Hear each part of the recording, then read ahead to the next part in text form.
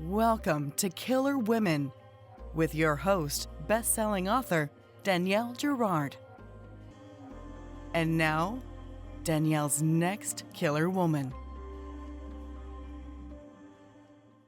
Hello, and welcome to Killer Women Podcast, a proud member of the Authors on the Air global network with more than 4 million listeners. I am your host, suspense author Danielle Girard, and my guest today is Elizabeth Arnott. Elizabeth is an award-winning writer and journalist and has written critically acclaimed historical fiction as Lizzie Pook.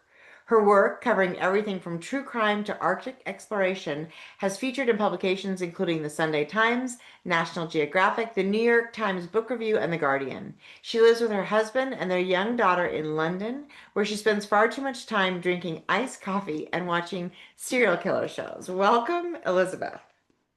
Hi, thank you so much for having me. Thanks for that introduction. Oh, that was for those of you that are just listening and don't know the process, sometimes I have to do the introduction more than once. But we got it. We got it all figured out. So Elizabeth's book is The Secret Lives of Murderers' Wives, which is so fun. So I have to have you tell us a little bit about this, and then I absolutely want to hear how this idea came to you. So give us a little spiel on the book. Okay, so The Secret Lives of Murderers' Wives is a sun-soaked 1960s Californian mystery with three unusual leading heroines. So Beverly, Elsie, and Margot, on the surface, they couldn't be any more different. But they have a shared secret that unites them, and that is that they are each ex-wives of serial killers. And when a string of murders hits their pretty white picket fence suburb, the three get to work. Because after all, who better to catch a killer than those who have shared a bed and a life with one? It's so fun. It's so fun. And they are so different. I mean, I love how different they are. Of course, you've got your Elsie, you got your British, and then you've got Margot, who's this like, I mean, she's so sexy and, really, and then you've got Beverly, who's got these two kids and she's, sweet. And anyway, they're a wonderful trio and, all foils for each other. So how did this idea come to you? Well, thank you for saying that about the women. I wanted them to be very different, but I wanted them all to sort of represent the different ways in which sort of you or I might respond to the news, the terrible news that our husbands had done these sorts of things. In terms of the idea, I've always been fascinated by true crime. Even 2 decades ago, at university, I did my dissertation on serial killers, and that was when true crime wasn't even really a thing. So my tutor got very worried for I'm my sure. well-being, and he made me promise not to contact any serial killers in prison. He made me, sign it in writing that I wasn't going Women to do do that. They do that. that, right? Yeah, they absolutely do. But I mean, of course, now you can do whole courses in true Yeah. crime. Yeah. It's sort of an everyday thing now. Um, so it's always been an interest of mine, particularly the psychology of murderers and things like that. But more recently, I'd found myself drawn to different sorts of narratives. So narratives of those who sort of find themselves swept into the orbit of these dangerous men and these crimes through no fault of their own. And I started, reading books, watching documentaries, and doing whatever research I could into the wives of these killers. And so very often they were footnotes in their stories. They Ah, were barely given, yeah, I mean, I've read a lot of serial character. killer stuff too, and I can't even think of, Yeah, some of them aren't even married, of course, but I can't even think of right times when we've yeah, really dived into the women. yes. But they were also so, these women were so downtrodden, were so um, left ruined by what had happened through no fault of their own. And so I really wanted to empower them and Yeah. to see what they would say if they were given a chance to tell their own story. And that is how that sort of perspective flip came about. And I do love your sort of unlikely sleuth novels like Richard Yeah. Osman's Thursday Murder Club and Nita Prose's The Maid and things like that. So I thought, is there a way to marry these two things? My interest in true crime and the psychology of it, this flipped perspective, and that sort of unlikely sleuth novel. And so that's where the characters and the idea basically came from. Well, and I think the other thing I love about it is that, there's so much shame attached for these women, right? I mean, I mean, really, in public opinion, they're likely to have been, accomplices, not Yeah, unknowing, right, unwitting participants or, so there's this whole, everybody, I mean, even at the end when Beverly's, no spoilers, but she's walking down the street, there's still going to be those people who are just such yeah, assholes to her, right? Because yeah. she was, married to a serial killer, and so people just assume that therefore she had to know. But it's interesting, and I think it speaks to a broader, idea that do we ever, and of course, my story is, which everybody who listens to the show regularly has heard, is that my husband had a 2.5 year affair with his massage therapist, and I had no idea, and I consider myself like I'm such a I feel I'm super smart. I'm very observant. Yeah. I'm always looking, for the dark side of, whatever might be going on. I'm kind of a worst case scenario thinker, which is how books like ours get written.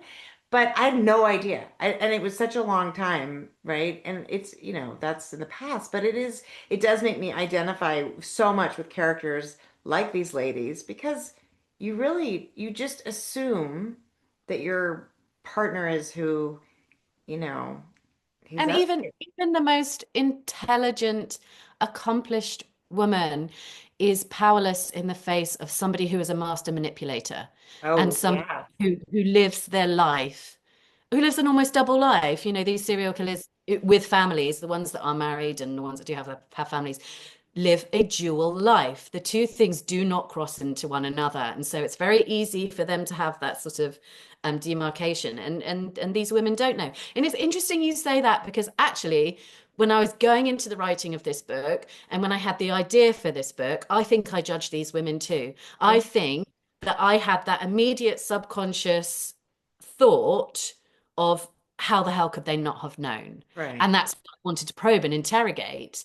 And then actually, as I did more research into it, as I met my characters on the page and learned more about them too, Right. and of the real life wives that I was reading about in their own Yeah. narratives and documentaries and stuff, I was Right. like, they did not know. They did not know. They did not. And the Actually, thing the is, you process can of look back, right? That's the thing I love about it too, is these women do look back and think, oh, that's what that was. You know what I mean? Like, I think you can yeah, do that in reverse. It's like solving an equation when you have the answer. But I yeah, of think course. it is, but of course they didn't know because, and actually, this is, I mean, my story, of course, is modern day 2025 with women having all the resources and power and whatever else we have today that we did definitely not have in the 60s, right? I mean, these women, it was still the generation of you do what your husband says. Most of the Yeah. women, like you said, they didn't have a bank account. Like there's No, just, exactly. You couldn't have a credit card. Your yeah, husband I controlled know. everything. Yeah. Yeah.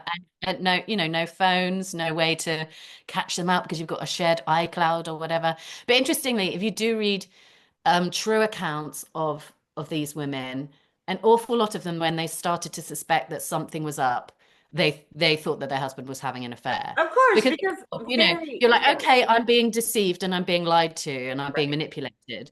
And they automatically think because he's having an affair, not, oh, it's because he's out there killing, Well, it's because affairs affair. are so, But it affairs are happened. so common, right? And Yes. serial killers, thankfully, less common. So, and Yeah. also, I'm sorry, but I would much rather have gone through what I went through than what these ladies have gone through, right? So, Yeah, in I think this, so. when you really boil down, I'm like grateful, I guess, for my husband's affair and that he wasn't a serial killer that, that I know of. But, no, I really don't think he was. But it is, I love that. So tell me, I feel like, Beverly's the character we sort of, seem to meet first. And then, and was there a sort of a moment where you're like, you had like kind of one and then how did I always am curious about sort of how characters felt because they're very equal in the book. But there is Yeah. something about, I think sometimes when the first character you meet, you're always like, well, this is the main character. Yeah. So is Yeah. that how it emerged for you? Was Beverly first? They came as a three. They Okay. came as a trio, and it was that very sort of. I mean, this has never happened to me before, and it will never happen again. But it was like they were stood behind my laptop, fully formed, saying, "Right, let's go. Let's go through this story." And yeah, call me woo woo, but it really did just happen like that, and it sometimes it just does. I mean, I'm yet to replicate that, and Yeah, I yet know. I know that it's is not something that's pretty that's happened in the magical. past. Yeah. Yeah. But with Beverly, I think. obviously, as I mentioned, they are three very different women, and they represent. I also wanted them to represent the fact that there are many different ways to be a victim. There are many different ways to heal from trauma, and they are representative of that. Yeah. But they are all extremes in a way. So yes, you have Beverly, she's a mother of two. Um, I'm a mother, so perhaps I relate to her in Yeah. that sense. She shoulders a lot of the guilt Yeah. that a woman might have in this situation, and she has responded to that with she feels the need to control everything around her for it to be very on schedule, very tight. She locks her door. She has like a very tight security Mhm. system. And then you have Elsie, who is very intelligent woman. She works in a newsroom. She's really trying to sort of claw her way up the ranks of this very patriarchal newsroom. And she responded to the news of her husband being a killer with a demand and a search for facts. So Yeah. she wants action. She wants to know everything that's going on. She is appalled at having been duped because, she's an intelligent woman. She thought she should have Right. seen it Right. coming, Yeah. right? Right. Um, and then Margot, she on the surface is a very glamorous, very fun, funny, stylish party girl who you will see at all the Hollywood studio parties and stuff like that. But she's damaged by it underneath it Yeah. all, and she's still struggling to come to terms with the fact that she too was bested by a man, as she sees it. So it was really interesting to explore. I feel like Beverly possibly is a more everyday balanced reaction to how someone might respond to this, but then Oh, equally, what yeah. is the right response to Right. this? You just Exactly. don't know Yeah. until it happens to you. Yeah. And I think that, I like that Beverly has kids. It does put her sort of in opposition in some ways to the other women. I Yeah. like that sort of because there's a real, I can understand.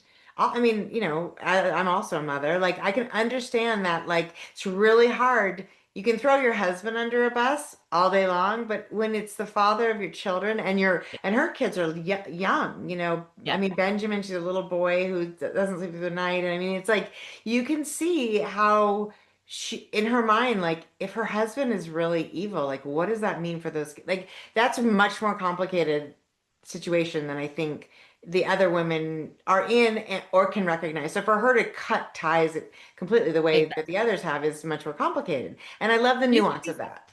Thank you. Yeah, she's definitely the character that struggles most with thinking of her ex-husband as a monster, Yeah. because that is also the father of her children and that she loves and is raising, and is worried that, she's worried that Benjamin's going to have inherited the sort of same rotten core as his Great. father, and so almost everything she does is led by that, is trying to stop that Of happen. course, it's terrifying. So And yes, hers is a very different situation. yeah, and we knew so little. This is the other lovely thing about the timing of this book is, the 60s, we knew so little about, she's reading, trying to read a book about psychopathy, but we really Yeah. didn't know anything about, what makes a serial killer. And for as far as she knows, it could, of course, have been a genetic anomaly that has been passed on to her children. Like, it is, anyway, it is such a fun read. Now I'm curious because now it feels like the three of them could be like their own little murder club. Is it, has anybody been like, are we writing, is there a follow-up? Are we writing a second book for this? I would never say no.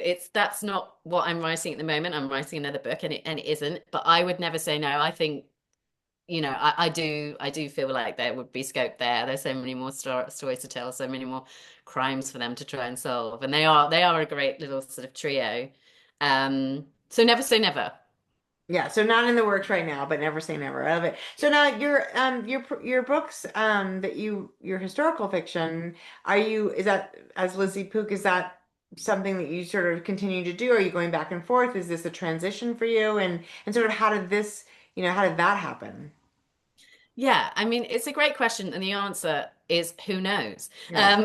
So the next book I'm working on is another Elizabeth Arnott book, and then the name is so one of them's my married name, one of them's my maiden name, and the name change is just to sort of make the clean switch in genre, because my two previous historical fiction novels set in the 19th century, and they have, they're kind of feminist historical fiction adventure novels, which are, I'm so proud of them and I so loved writing them. But this is a different direction. This is a more commercial proposition. Um, and it's being published in a very different way, which is lovely and it's really interesting to see. But I didn't, I wasn't under contract when I wrote this book. Okay. In fact, nobody was waiting for anything for me when I wrote this book. Uh, I felt sort of in a bit of a lull career-wise. Yeah. Um, and I didn't tell my agent I was writing it. I didn't tell anyone really I was writing it, apart from a few close friends, my husband. And that was quite freeing, actually, Interesting. Yeah. because I didn't feel constrained by what I had written previously. Um, and actually, if I remember correctly, when I wrote this draft, um, just on my own, hidden away in my little office, I put the Elizabeth Arnott name at the top, that so it would allow myself I would allow myself to write something different to what had gone before, even if nobody was going to read it, even if nothing was going to happen Right. with it. I felt I needed that signal to myself that this was a different step, because I think when you're, as you'll know, when you're an author, you do get sort of put into a particular box, a particular genre, Yeah. and breaking out from that and doing something different, especially if you're under contract, can be really quite difficult. But Yeah. I didn't have any of those things. No one was waiting for this book. It is So freeing. I mean, it's sort of, I it's could write weird what I kind of, wanted. it's a weird kind of freedom because I don't know about you, but that kind of freedom's only happened for me when like I haven't been re-upped on a contract, right? It's like they're like, we don't really want any more of these books. And you're like, huh, okay. And then you're like, so it's like a little bit of like a, oh my God, maybe I'll never do this again kind of feeling. It felt absolutely like that. And Yeah. then you're like, and then you're like, well, if I guess I'll never do it again, I have nothing to lose. So it's this weird, it really is. And you do have to kind of set yourself up to be like, well, this is totally different. It does not attach to that other thing. It's not attached to anything. There's no string, there's no weight. It'll be what it'll be. Like there's a lot of psyching yourself up for this business. Yeah. Yeah. And when I wrote this draft, yes, I was out of contract. I had also gone through something um, difficult and upsetting in my personal life, and I was grieving, and I just needed something to focus on. Yeah. And I didn't have a contract for another book, but I had this idea, and I thought, okay, this is how I'm going to get through this. And it was like a life raft for me. And being able to write that without thinking, what's my editor going to think of this plot point, or XYZ, meant that I was just able to return to writing in its most basic sort of fulfilling sense, and remind myself why I do what I do. And it really just helped me put one foot in front of the other, um, and keep going and immerse myself in this story and these women. Um, and then at the end, I had something, and I had to admit to my agent, oh, by the way, I've written something. It's a bit different. Do you want to have a look? And yeah. And I mean, Yeah. and so, and did she just love it or he love it? She loved it. Yeah. She was so excited. Yeah. It's Um, so fun and different. I didn't know how it was going to go. And it was in the run up to London Book Fair. I think we had a couple of months before London Book Fair. She was like, right, let's get this into shape, and I'm going to take it to the book fair.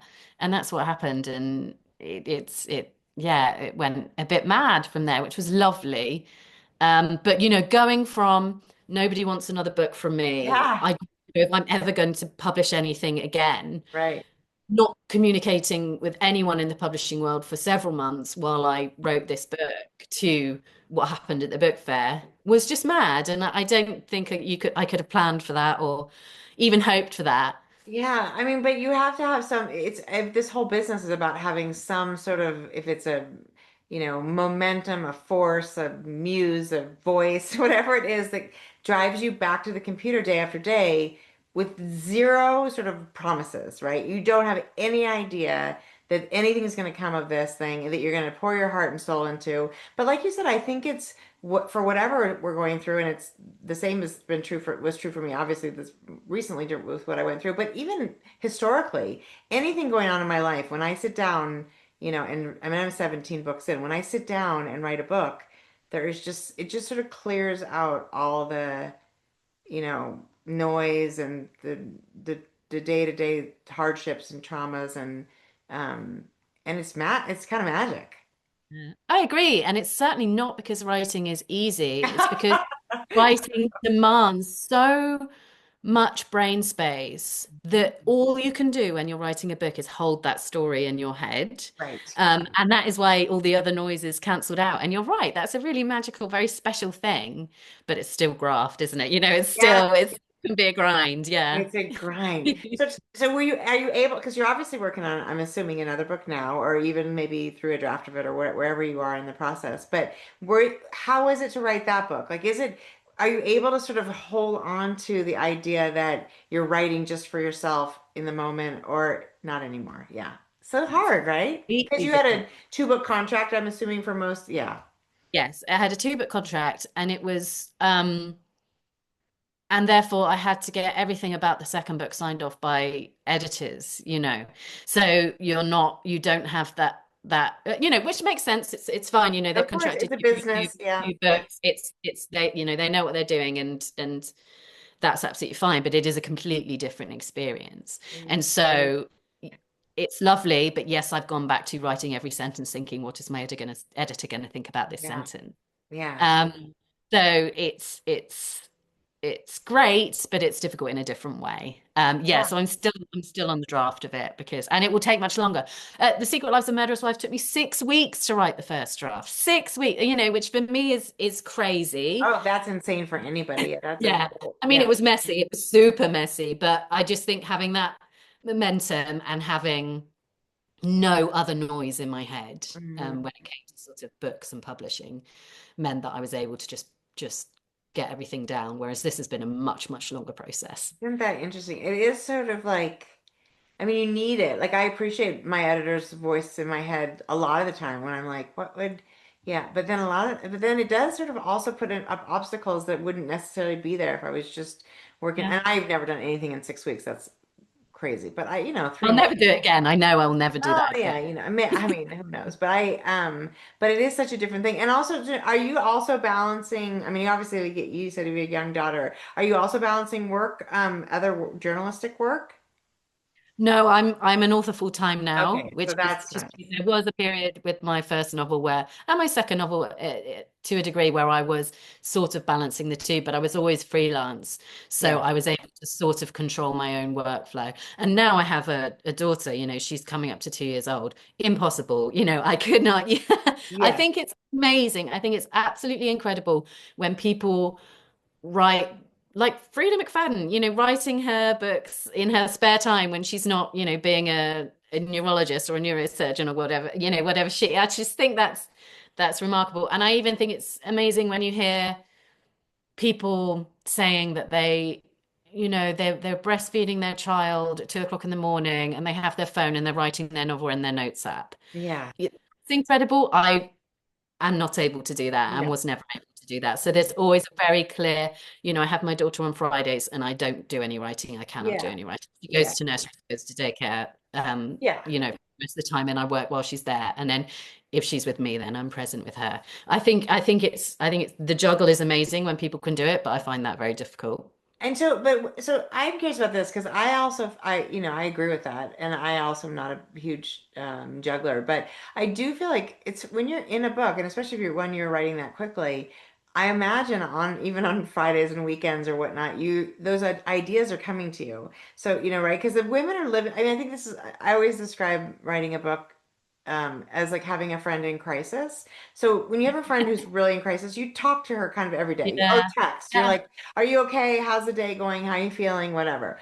And I feel like it's the same. And I feel like if you do that with a book, it really does make it sort of easier on Monday or whatever to get back to it. So, what was, when those thoughts came about the characters, and I'm sure also like, you've got little kids, Beverly has little kids, like there are probably moments where you're like, oh, this is sort of like Beverly would feel this way. I mean, you sort of adopt their, are you just sending yourself a little reminder? Are you, I mean, because it's there all the time. I think that's the thing is these aren't jobs that you can just be like, well, I punched my clock and now I'm Yeah. delivering parcels on Monday through Thursday, and then I'm just like not delivering. It's not that way, right? No, absolutely. I mean, so with Murderous Wives, my daughter wasn't born at that point when I Yes. was writing the Okay, first draft. right, right. So, that's why I managed to do it in 6 weeks. Well, now I So, feel so much you know, better about myself. no Thank other you. work, no childcare, just writing the book.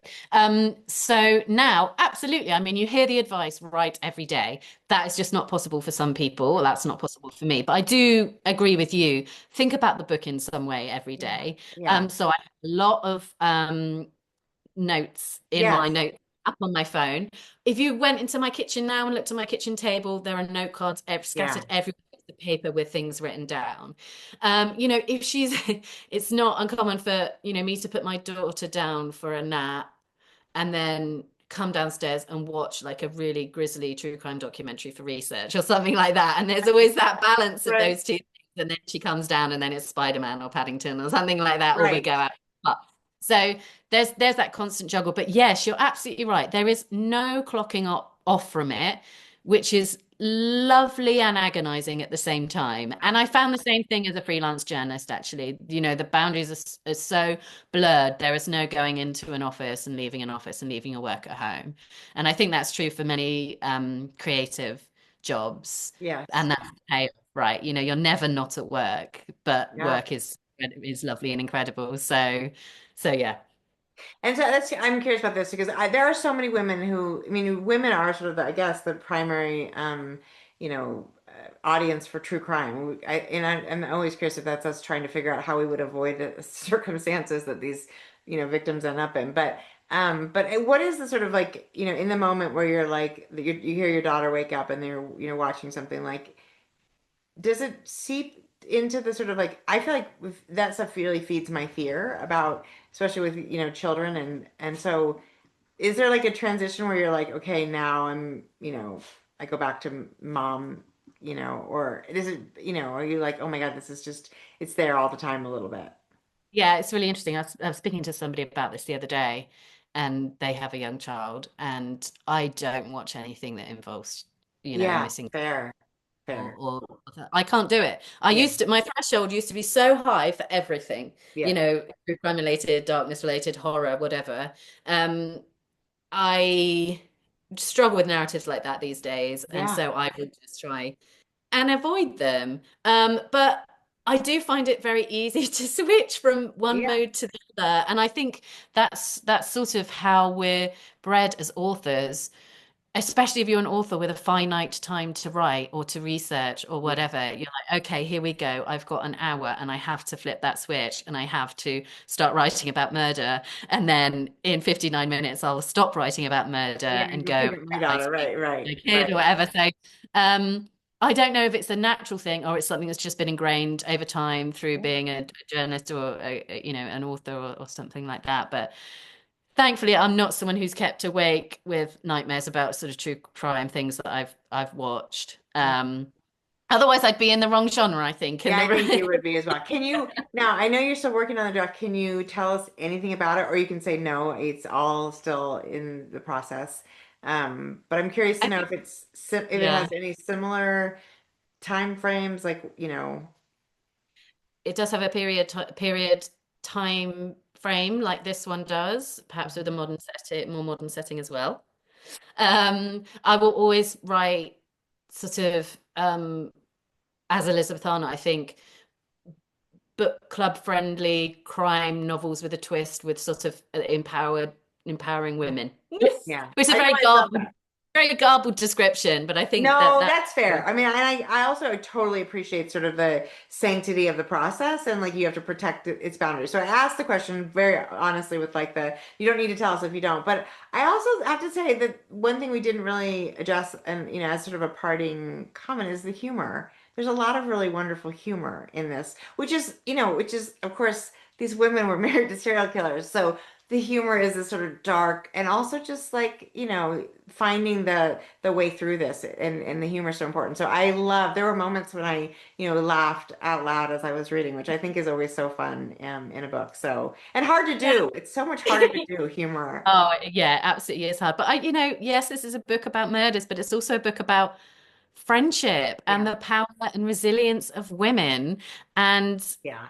like humor as a way to get through these. I've got these three women are all clever and all Mhm. funny, and Yeah. they don't just talk about the things that their husbands did in the No. past because No. no one can survive like that.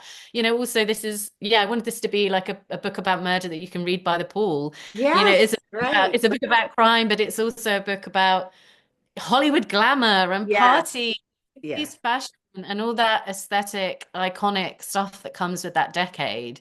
So it's not, yes, at its core, it's got heavy subject matter, but actually it's quite um, not a light read, but there's brightness in there, I there's agree. joy in Yeah, there. I think it is. I mean, yeah, light read feels like the wrong terminology, but it does Yeah. feel light and very and easy. And it's not just the three women, I think, but I love like Patty, who's this, she's the reporter that Elsie looks up to, and then there's like Sharon, who's a mom, and that gets involved sort of towards the end. There's just all these women, I think, and the men, and the way that the women sort of make fun of the men, which they don't, of course, they don't do their faces because they weren't allowed, but it's all there, and and there's and there's good men in it too, which I think sometimes we end up with all wonderful women and all shitty men, but we have a good balance. So I wanted some um hope in there. Even Benjamin as well. I wanted him to be like a little seed of hope in there. yes, And the yeah. way that Beverly's bringing him up, like he's not Yeah. going to be his father. And He's gonna. I really appreciated the very last scenes too, which again you have to go read the book because but it was really sweet. So yeah, so this was so fun. So we will be giving away a copy. You got to go also if you're listening to us on a podcast, go check out the cover of The Secret Lives of Murderers' Wives because it's so fun. Elizabeth, it was so fun to get a chance to talk to you today. Tell our listeners where to find you, like we could find about you, tour or other events, social media. Where are you? So I'm mostly on Instagram where I'm Elizabeth Arnott Writes. So please feel free to get in touch, look me up, and I'll be posting about events on there. I'm also on X. I don't use it as much. What am I? Arnott Books, I think, on X, but you'll be able to find me as Elizabeth Arnott. But yeah, come and connect and feel free to ask me anything. And yes, there'll be events and stuff to chat about when in the run up to publication. Wonderful. Well, it was super fun. I had such a great time. As I told Elizabeth before we started recording, I actually woke up this morning at like 4:30 in the morning of my own to finish because I was a little behind last night. But super fun read, everybody. Go check out The Secret Lives of Murderers' Wives. And Elizabeth, thank you for being here today. Thank you so much. It was lovely to chat. Everyone, we'll see you next time on Killer Women. Bye.